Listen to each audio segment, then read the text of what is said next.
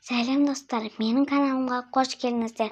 Бүгін мен Мақтақыз бен Мысықты айтып беретін боламын. Мысық пен Мақтақыз дос болыпты. Бір күні Мақтақыз үйін жинап жатса, бір мүйізді тауып алыпты. Мысығы келе ғой деп шақырады, бірақ мысығы келмейді.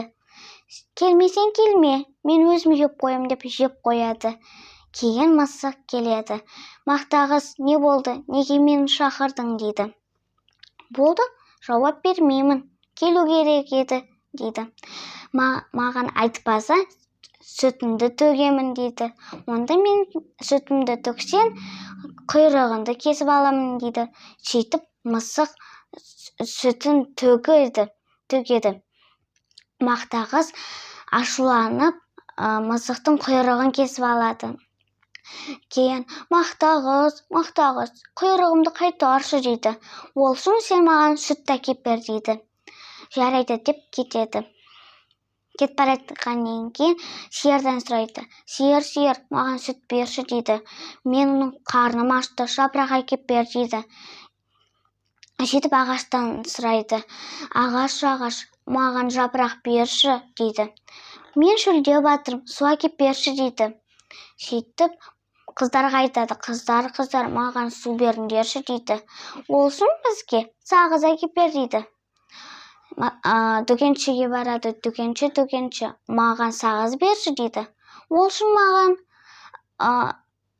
жұмыртқа бер дейді. Барып тауықтан сұрайды. Тауық, маған жұмыртқа бере қойшы дейді. Маған дәнек бер дейді. Сөйтіп барып, қай жақтан алсам екен деп ойланып жүрген кезде бір тышқанды көреді.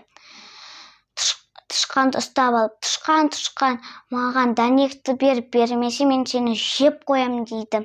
Жарайды деп береді. Дәнекті алып тауыққа береді. Тауық жұмыртқаны беріп дүкеншіге береді. Дүкенші сағызды беріп қыздарға береді. Қыздар суды беріп ағашқа береді. Ағаш жапырақ беріп, сиыр болса сүт береді. Сөйтіп мысық сүтті алып келеді. Мысық құйрығын қайтарады. Сөйтіп қайттан дос болып қалады. Достар, менің ертегім ұнаса, көп лайк жинаңыздар, каналға жазылыңыздар. Осымен бітті. Сау болыңыз.